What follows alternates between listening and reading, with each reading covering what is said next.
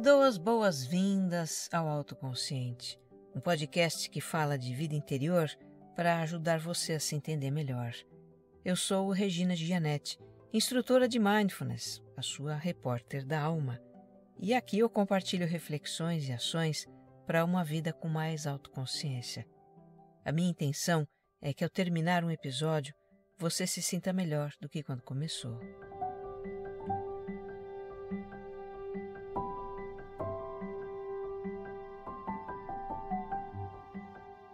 Se você me escuta pela primeira vez, o Autoconsciente é um podcast quinzenal, tem episódio novo em domingos alternados. E é também um podcast serial. Os episódios têm uma sequência em que os temas vão se aprofundando. Aqui tem uma jornada de autoconhecimento para você. Então eu te convido a escutar o episódio 0 para conhecer a proposta do podcast. Convido também a me acompanhar no Instagram. O meu perfil pessoal é regina.gianetti. E a conhecer o meu canal no YouTube. Digite o meu nome para me achar por lá. Se você gostar deste episódio, compartilhe nas suas redes sociais e grupos de mensagens. Ajude mais pessoas a se entenderem também.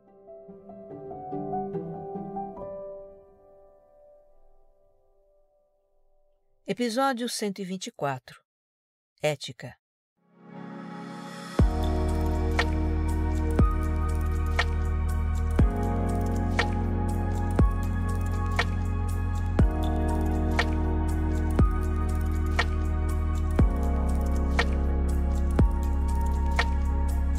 O dia de estreia deste episódio, 2 de outubro de 2022, coincide com o de eleições aqui no Brasil. Houve um tempo em que a gente via nos telejornais aquelas matérias entusiasmadas sobre as eleições, o clima de festa cívica, o povo indo às urnas para escolher os seus representantes. Eu completei a maioridade em 1981 e acompanhei a redemocratização do país, a volta das eleições para governador e senadores, em 82, o movimento das diretas já, em 84, a primeira eleição presidencial em 25 anos, em 89. Já vi bastante campanha eleitoral na minha vida. É típico das campanhas haver rusgas entre candidatos, provocações, boatos, acusações. Mas nada comparado ao que a gente tem visto de uns anos para cá. Que a gente vê hoje. Campanhas que semeiam o ódio entre eleitores, provocando discussões entre amigos, brigas em família, até violência motivada por diferenças políticas. A política no Brasil é só um dos aspectos que me motivou a escolher o tema deste episódio. Eu poderia citar muitos outros. Motivos é que não faltam no mundo de hoje que está tão em desordem. Eu me perguntei, o que é capaz de tornar mais decentes e equilibradas as relações humanas? E também a relação do ser humano com as outras espécies que habitam esse planeta? A resposta é a ética. É bem verdade que a ética nunca foi, digamos assim, um artigo abundante na história da humanidade. Mas acho que a gente nunca precisou tanto dela como hoje. A palavra ética vem do grego ethos, que significa costumes, modo de viver, diz respeito a uma propriedade de caráter. E é também o nome da disciplina filosófica que estuda a moralidade, que procura responder a questões como o que é correto, de que maneira agir para uma convivência mais harmônica em sociedade. É comum a gente usar a palavra moral como sinônimo de ética. Moral que vem do latim mores e também diz respeito a costumes. Porém, o conceito de ética tem uma dimensão maior. Ela contém a moral. Bem, ética é um assunto filosófico por natureza, e muito já se pensou e questionou sobre isso ao longo dos tempos. Daria para se fazer uma enciclopédia sobre ética. Então, para desenvolver este episódio, eu assisti palestras e aulas de professores de filosofia, que direcionam o nosso olhar para questões interessantes e sintetizam o pensamento de filósofos importantes. Eu deixei algumas referências de palestras na descrição deste episódio. A minha intenção aqui é refletir junto com você se o comportamento ético está realmente ao alcance desses seres cheios de contradições e fraquezas que somos nós. E qual seria o caminho para nos tornarmos mais éticos?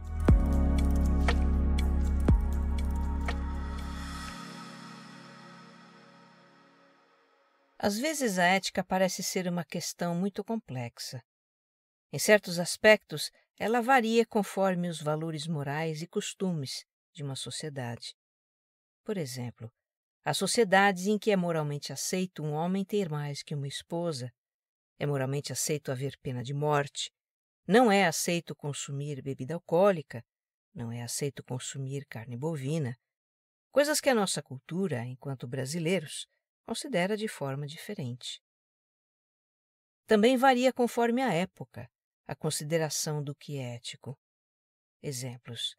Por séculos, em sociedades tidas como civilizadas, foi moralmente aceitável escravizar pessoas. Foi aceitável sair invadindo e tomando territórios alheios, subjugando povos. Isso hoje é moralmente condenável. Se bem que continua acontecendo, ainda temos guerras. Há uma infinidade de questões sendo discutidas nas áreas dos direitos civis, humanos, da ciência, do meio ambiente e que estão transformando a noção do que é moralmente aceito e não é no presente e para o futuro. O fato de haver muita discussão e polêmicas com relação à ética pode nos deixar em dúvida às vezes, meio perdidos. Será que a ética não teria uma dimensão mais estável, mais permanente, em que a humanidade pudesse se basear para discernir o que é moralmente aceitável e não é? A resposta é sim. A ética tem uma dimensão interior, que é própria da essência do ser humano e que não está subordinada às convenções sociais ou ao entendimento de uma época, cultura ou grupo. É o que explica a filósofa e professora Lúcia Helena Galvão, da Escola Nova Acrópole. Nessa visão, a ética é o caminho que conduz todos os seres à unidade. Não é criada pelo ser humano, mas anterior a ele. Esse é o entendimento de ética dos filósofos gregos Sócrates, Platão e Aristóteles, dos séculos IV e III a.C.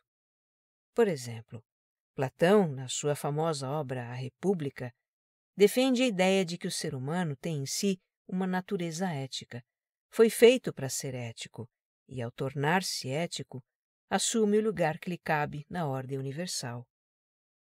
A visão da ética como atributo da essência humana também está em tradições filosóficas orientais.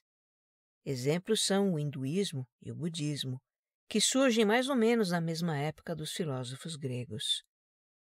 Como diz a Lúcia Helena, essas tradições ensinam que o ser humano se desenvolve espiritualmente ao trilhar o caminho da ética. Ao cultivar virtudes, cultivar a justiça e a retidão no pensamento, na palavra e na ação, o homem se liberta dos desejos da vida material. No cristianismo, alguém que se dedicou muito à ética foi São Tomás de Aquino, padre e teólogo do século XIII. Ele se inspirou muito em Aristóteles.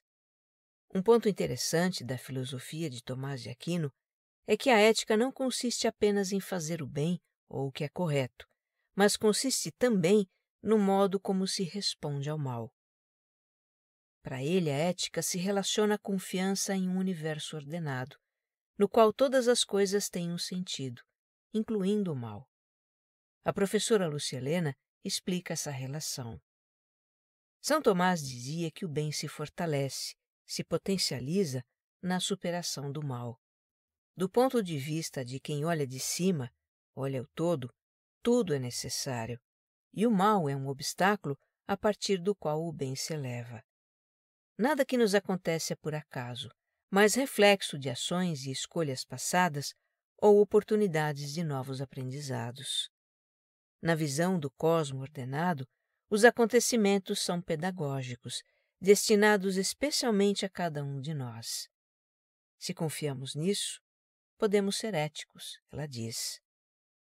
Essa visão de que o mal potencializa o bem nos livraria, por exemplo, de revidar ou nos vingar de um mal que é feito a nós. Não revidar seria ético. Outro filósofo que tinha uma visão metafísica da ética é o alemão Immanuel Kant, do século XVIII. Ele foi um acadêmico de muitos saberes. Lecionou matemática, física, antropologia. Era também bibliotecário, pedagogo. Imaginou que se o mundo físico era regido por leis, como a da gravidade ou a do magnetismo, a moralidade humana também haveria de ser efeito da ação de leis, nesse caso, metafísicas. Para ele não fazia sentido que a natureza tivesse dado racionalidade ao ser humano apenas para ele satisfazer os seus instintos e necessidades. Então o que o filósofo buscou foi criar um modelo para praticar a ética com base na razão, e não em doutrinas ou regras externas. Duas coisas que me enchem a alma de crescente admiração e respeito, disse Kant: o céu estrelado sobre mim e a lei moral dentro de mim. No final do episódio, eu falo um pouco mais dele.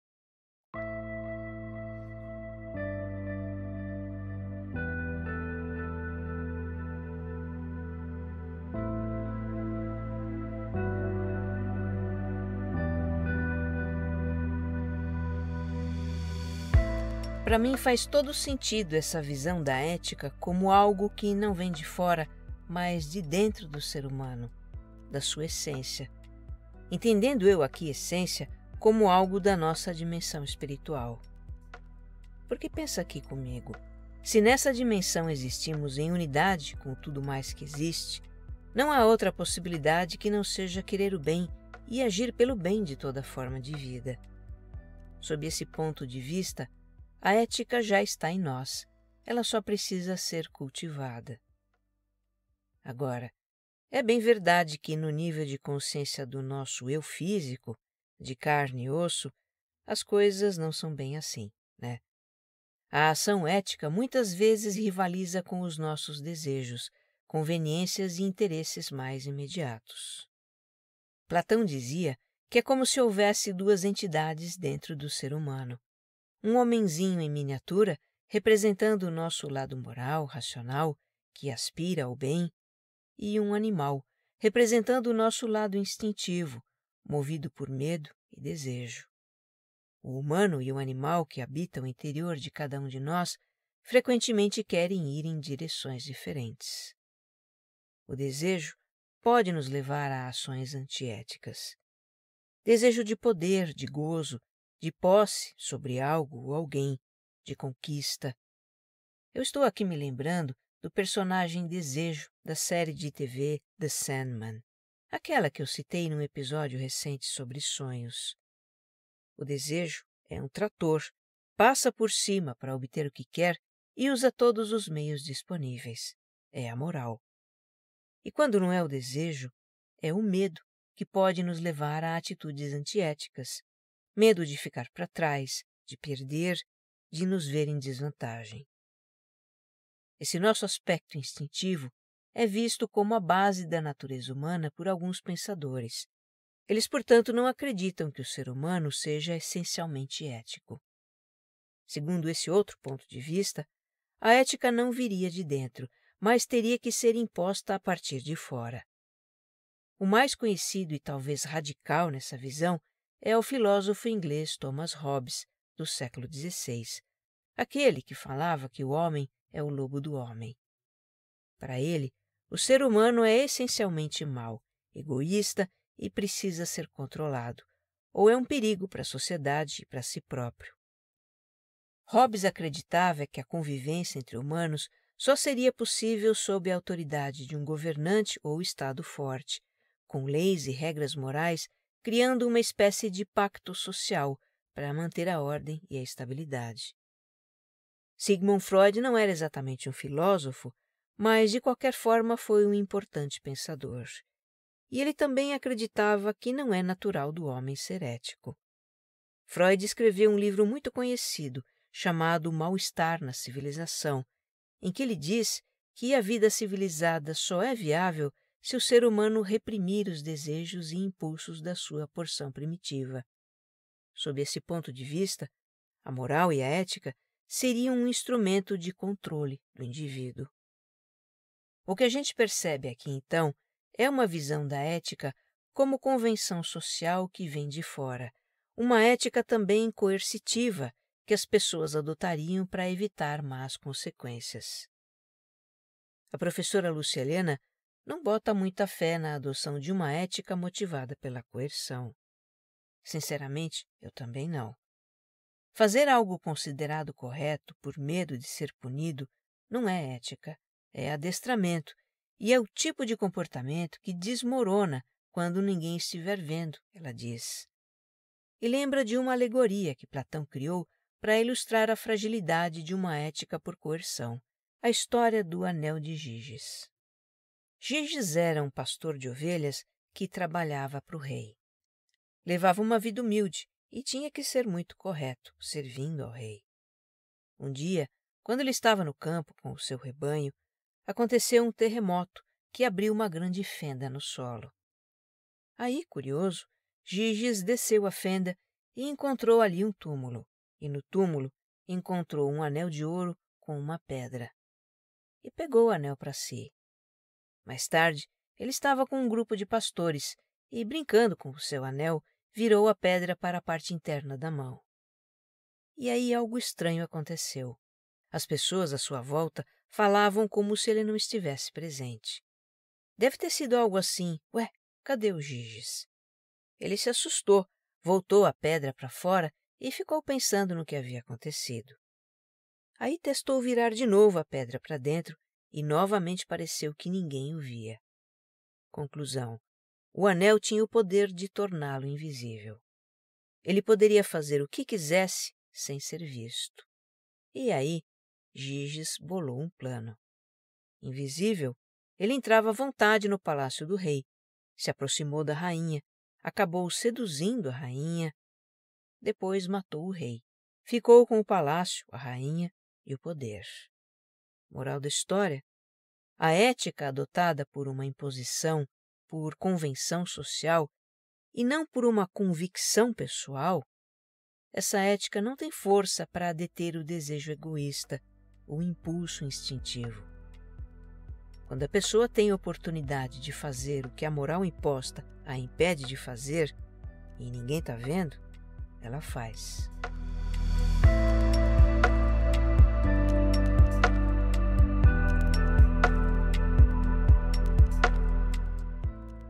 Há uma outra visão da ética em que ela não seria motivada pelo medo das más consequências de uma ação, mas sim pelas boas consequências de uma ação. É a ética utilitarista, que resumidamente propõe que a ação ética é aquela que promove bem-estar para a maior quantidade de seres. A ação ética seria então uma ação útil, daí o nome utilitarismo. Nessa lógica, o que mais importa não é a ação, e sim as consequências que ela produz. Os dois grandes filósofos da ética utilitarista eram ingleses, Jeremy Bentham e John Stuart Mill. Eles viveram entre os séculos XVIII e XIX. A forma de pensar a ética que eles teorizaram é pragmática. Eu vou dar um exemplo. Imagine que acontece uma grande emergência em um hospital e um médico é chamado com urgência em duas enfermarias que estão sem médico. Numa delas tem um doente em estado grave, na outra tem 5 doentes em estados de delicado a grave. Para qual enfermaria o médico deve se dirigir? Pela lógica utilitarista, é para a enfermaria dos 5 doentes. Essa seria a ação que promoveria o bem-estar para o maior número de pessoas. E aquele doente grave que fica sem atendimento? Pois é, a ética utilitarista infelizmente não é capaz de evitar o sofrimento ou o prejuízo de uns em benefício de outros. O utilitarismo é um cálculo, no qual se deduz a quantidade de sofrimento da quantidade de bem-estar que uma ação pode gerar. É um cálculo complexo, muitas vezes, porque as situações na vida real envolvem muitos fatores e criam grandes dilemas éticos. Por isso, o utilitarismo gerou muita discussão e polêmicas. Filósofos que vieram depois propuseram que a ação mais útil seria aquela que produz menor sofrimento. Dessas discussões todas se criou uma doutrina chamada de consequencialismo. Isso pode estar parecendo meio complicado, mas o fato é que, em algum grau, nós internalizamos a ética consequencialista. É essa lógica que está atuando quando escolhemos como agir pensando nos resultados da nossa ação.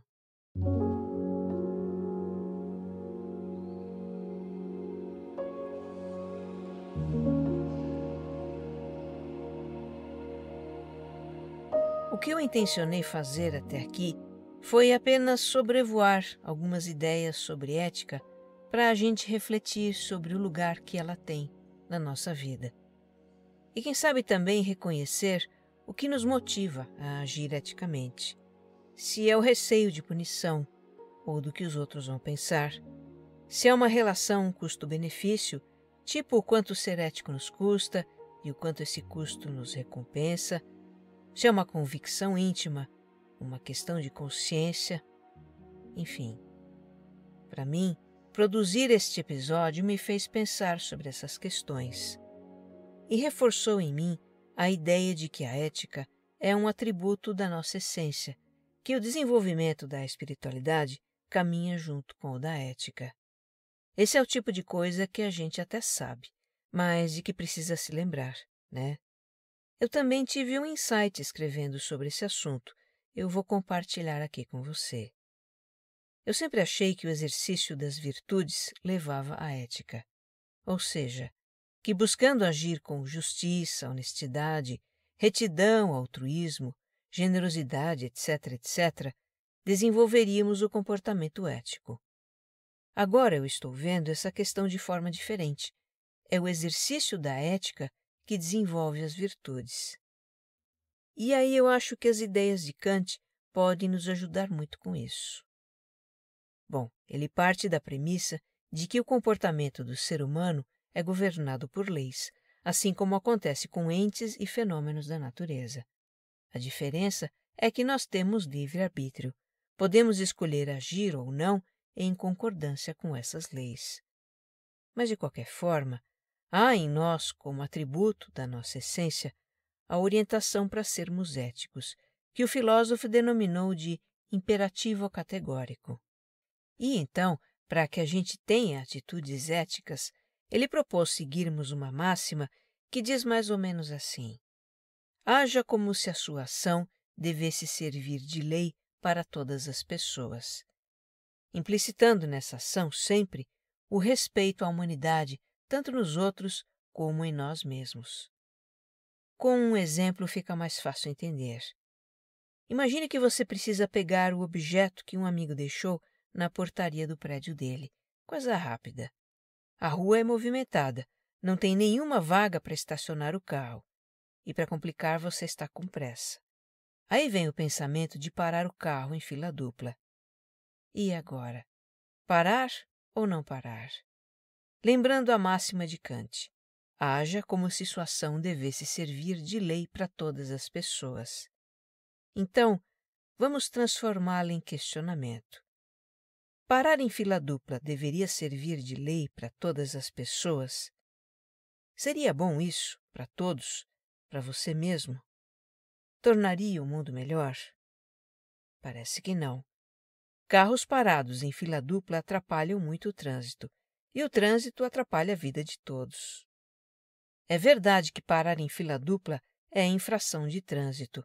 Já existe uma lei a respeito e não seria preciso elevar a situação à categoria de lei universal.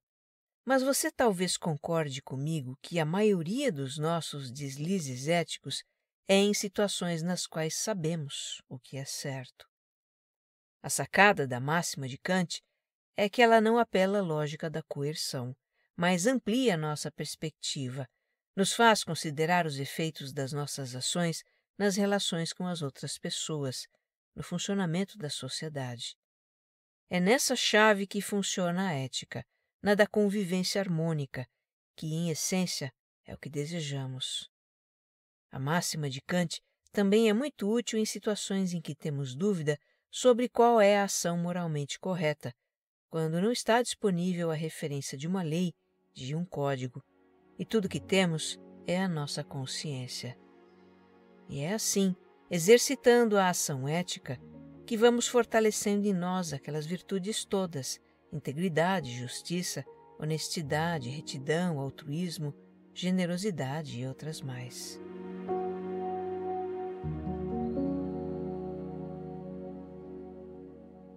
Eu sei que às vezes nos passa pela cabeça um pensamento do tipo: o que conseguimos sendo éticos num mundo cheio de espertalhões? Pessoas que fazem de tudo para levar vantagem. Ser ético não nos torna presas fáceis dos mal-intencionados? Bem, aí tem duas coisas na minha visão. O fato de procurarmos ser éticos não necessariamente nos torna ingênuos. Precisamos saber nos proteger, não confiar cegamente, mas também não prejulgar alguém, apenas ter cautela. Agora, independentemente da moral alheia, do quão distorcidas e corrompidas estejam as coisas no mundo, vale a pena ser ético por nós, para honrar a nós mesmos. Kant dizia que precisamos olhar para dentro e perceber que há algo ali que é digno de respeito. Respeitar o que há dentro de nós, diz a professora Lúcia Helena. E olha, ter essas atitudes de respeito para conosco mesmo e para com os outros nos faz sentir tão bem. Já lhe aconteceu de alguém lhe dar um dinheiro a mais e, ao devolver, você ficar feliz por tê-lo feito? Feliz por receber o muito obrigado do outro pelo seu gesto? Já lhe aconteceu de falar a verdade, uma verdade que não era favorável a você, mas assim mesmo você disse, e se sentiu aliviado e orgulhoso de si mesmo? Alguma vez você se sentiu firme e resoluto por não aceitar fazer parte de algo antiético? Não é bom colocarmos a cabeça no travesseiro, sem peso na consciência, porque estamos agindo corretamente em nossa vida? Ser 100% éticos, isso eu acho que é utopia. Temos lá as nossas fraquezas. A gente escorrega em pequenas coisas, na fofoquinha sussurrada ao pé do ouvido de alguém, parando em fila dupla só por um minutinho, contando uma inverdade para justificar alguma falha. Podemos escorregar com coisas maiores também. Quem nunca? Que as nossas fraquezas não nos façam desacreditar que podemos ser mais éticos. E que as fraquezas dos outros não nos façam desacreditar que vale a pena sermos éticos.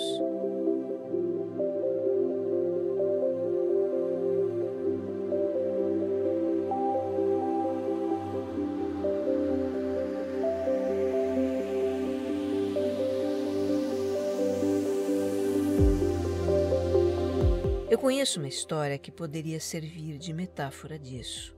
Eu tive conhecimento dela assistindo a um telejornal, isso foi anos atrás, e nunca saiu da minha memória. A matéria do jornal começa relembrando a situação de alguns meses atrás, na rua de uma cidade. Naquela rua havia um quarteirão ocupado de ponta a ponta pelo muro dos fundos de uma empresa. E do outro lado da rua, portanto de frente para esse muro, havia casas. Pois bem, os moradores dessas casas viviam reclamando para a prefeitura da sujeira na calçada junto ao muro. Um dia alguém descarregou entulho de construção ali. Depois apareceu mais um pouco de entulho acolá e a calçada acabou virando um lixão. Tinha vaso sanitário, sofá quebrado, colchão bolorento, saco de lixo, tudo que era porcaria. O muro também era sujo, pichado, descascado. Mal se podia caminhar pela calçada. Juntava barata, rato. Era um horror. A empresa, dona do muro, era acionada para fazer a limpeza da calçada, mas dali a pouco a sujeirada reaparecia. Detalhe, parte dos moradores das casas em frente também jogavam bagulhos ali, e entre eles havia muitas brigas. A empresa havia colocado placas de advertência no muro, botou câmeras, nada funcionava. Era retirar o lixo que no dia seguinte já começava a aparecer de novo. Aí eu não sei se foi a empresa ou a prefeitura, disso eu não lembro, mas alguém resolveu reformar a calçada. O piso foi todo refeito, o muro foi pintado, foram feitos canteiros e plantadas mudas de árvores. O visual do quarteirão mudou da água para o vinho. Sabe o que aconteceu? Ninguém mais jogou lixo ali. A calçada havia ficado bonita, limpa. Os moradores adoraram. Dava gosto abrir a janela e ver aquela calçada limpa e arrumada, eles diziam. Eles começaram até a cuidar das arvorezinhas, plantaram flores nos canteiros. As brigas acabaram e dá até vontade de dizer que viveram todos felizes para sempre. Poderia ser assim também com a ética, não é? A gente reclama que ninguém é ético, reclama da sujeira no mundo. Bem, mas isso não impede de cuidar da nossa calçada, dos nossos atos. Isso pode inspirar alguém. No fundo, lá no âmago da sua essência, todo ser humano anseia pela convivência pacífica e o bem comum.